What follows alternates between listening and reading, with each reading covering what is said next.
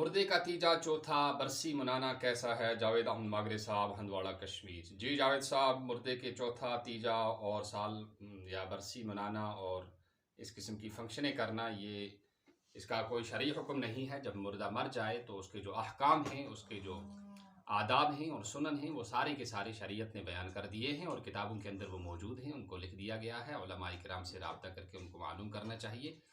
ये हमारी मुख्तसर वीडियो जो है इसकी मुतहम्मिल नहीं है। अलबत्ता ये बात याद रखना चाहिए कि मुर्दे की ईसाल सवाब के लिए कोई दिन मुकर्रर करना और मुकर्रर करके फिर रिश्तेदारों को बुलाना, पड़ोसियों को बुलाना, आइज़ा व अकारिब को बुलाना, इसका शरीयत में कोई हुक्म नहीं है। और जिसका शरीयत में हुक्म न हो वो बिदअत होती है। और बिदअत जो है वो इंसान को गुमराही और जहन्नम की तरफ ले जाने वाली होती है। इससे बचकर रहना चाहिए।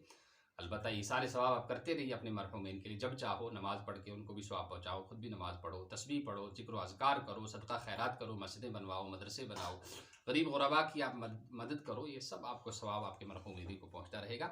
बाकी ये खाने पिलाने की जो एक रस्म चल पड़ी है, ये एक रस्म है, ये कोई हुक्म नहीं है। और रसूमात का मुर्दे को कोई सवाब और कोई फ़ायदा नहीं मिलता।